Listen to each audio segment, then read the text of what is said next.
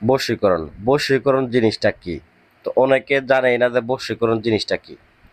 তো বশীকরণ বলতে কোনো ব্যক্তিকে নিজের প্রতি বাধ্যগত করে রাখা বা নিজের নিয়ন্ত্রণে করে রাখা। তো স্ক্রিনে যে নকশাটা দেখতেছেন, এই নকশাটার মাধ্যমে দূর থেকেই পৃথিবীর যে কোনো প্রান্ত থেকে যে কোনো নারীকে, যে কোনো পুরুষকে, স্বামীকে, স্ত্রীকে নিজের প্রতি বাধ্যগত করে রাখতে পারবেন।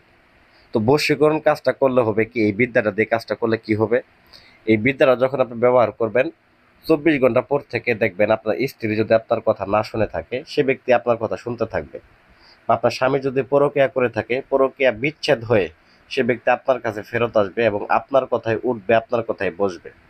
তো এটা কিভাবে কাজটা করবেন পূর্ণাঙ্গ নিয়মে আমি এখন যে চলে যাইতেছি। নিয়মটা মনোযোগ সহকারে শুনবেন। যদি নিয়ম টেনে দেখেন, ভিডিও টেনে টেনে দেখেন, তাহলে কিন্তু এটা নিয়ম সম্পর্কে বুঝতে পারবেন না, কাজটাও করতে পারবেন না। এতে করে কি হবে, বিভিন্ন কবিরাজের দ্বারা দ্বারা ঘুরবেন, বিভিন্ন কবিরাজের ভিডিও দেখবেন, কিন্তু ফলাফল শূন্য। শেষে কিন্তু আপনার কাজ একটুও হবে না, শুধু ঘুরতেই থাকবেন। এই জন্য বসে নিজের কাজ নিজে হাসিল করবেন। নিজে দেখে দেখে আগে শিখেন। নিজে না করতে পারলেও আগে বুঝতে হবে যে জিনিসটা কি। তো এই বিদ্যাটা কাজ করার ক্ষেত্রে প্রথমত যে সকল জিনিসগুলা প্রয়োজন, সেই জিনিসগুলোর নাম আমি আপনাদেরকে বলে দিতেছি। এই জিনিসগুলা সংগ্রহ করে নিয়ে তারপর আপনারা কাজটা করতে বসবেন। তো কাজটা করার উপযুক্ত দিন হচ্ছে যে কোনো শনিবার অথবা মঙ্গলবারের দিন এই কাজটাকে করতে হবে। বিশেষ করে কাজটা করার সময় হচ্ছে শনিবার অথবা মঙ্গলবার দিন মাগরিবের নামাজের পর থেকে এশার নামাজের মধ্যবর্তী সময় এই বিদ্যাটার কাজটাকে করতে হবে। তো কাজটা করার যে সামগ্রীগুলা ব্যবহার করবেন, এর মধ্যে ওই ব্যক্তির নাম, ওই ব্যক্তির ছবি নেবেন এবং আপনার নাম, আপনার ছবি নেবেন। নিয়ে তারপরে ছবি দুইটাকে প্রিন্ট করে নিয়ে আসবেন। নিয়ে আসার পর দুইটা ছবির উপরে দুইটা নকশাকে অঙ্কন করবেন।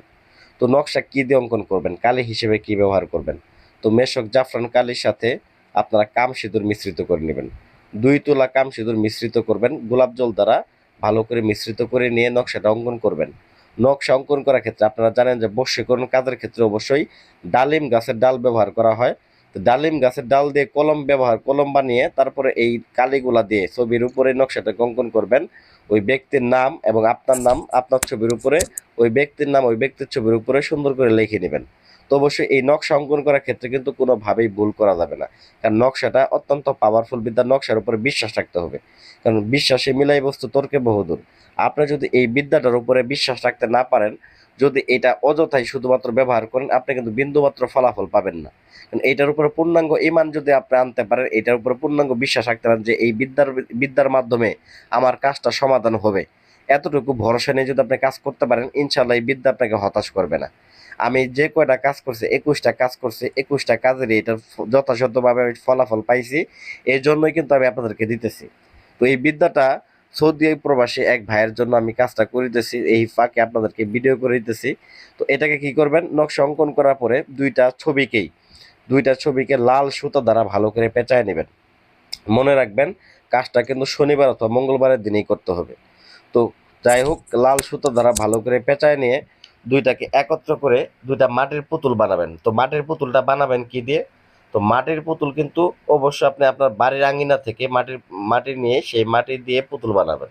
সেই পুতুলের ভিতরে দুইজনের নাম এবং দুইজনের ছবিযুক্ত নকশাটা ঢুকায় নেবেন।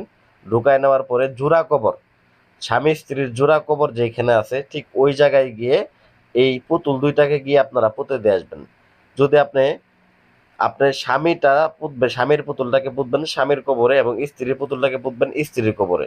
তো এরকম ভাবে পুঁতে আসার পরে আপনার ওইখান থেকে ফিরে আসার পর 2 রাকাত নফল নামাজ আদায় করবেন। 2 রাকাত নফল নামাজ আদায় করার পরে আপনার পরবর্তী যে পদক্ষেপ থাকবে, 20 টাকা বা 50 টাকা করে মসজিদে বা গরিব মিসকিনকে দান করে দিয়ে দিবেন। এতটুকু নিয়ম পালন করলে আপনি দেখবেন যে পৃথিবীর যে প্রান্তেই থাকুক, আপনার ভালোবাসার মানুষ বলেন বা স্বামী স্ত্রী বলেন বা প্রেমিক প্রেমিকা বলেন, বা আপনার ভাই আপনার সাথে বেইমানি করে, বা আপনার বন্ধু আপনার সাথে বেইমানি করে বন্ধুকে বশীভূত করবেন, বা আপনার অর্থ সম্পদ লুটায় খাইতেছে একটা ব্যক্তি, বা আপনার কিছু টাকা পয়সা ধার দিচ্ছেন, টাকা পয়সা ব্যাক দিতেছে না, ফেরত দিতেছে না, সে ব্যক্তিকে আপনি বাধ্যগত করে কিন্তু সেই অর্থ সম্পদ টাকা পয়সা কিন্তু ফেরত নিতে পারবেন। এবং আপনার ভালোবাসার মানুষকে বাধ্যগত করে কিন্তু আপনি বিবাহ করতে পারবেন। তো এটা অত্যন্ত পাওয়ারফুল একটা বিদ্যা। বিশ্বাস রেখে কাজ করেন, ইনশাল্লাহ 100% ফলাফল পাবেন। আমি আব্দুর রাজ্জাক কবিরাজ আপনাদেরকে গ্যারান্টি দিয়ে বলে দিলাম, এই বিদ্যা কখনো মিস যাবে না, 100% গ্যারান্টি। তো আশা করি পরবর্তী ভিডিওতে আপনারা আরো ভালো কিছু জানতে পারবেন। ধন্যবাদ সবাইকে। আসসালামু আলাইকুম ওয়া রাহমাতুল্লাহি ওয়া বারাকাতুহু।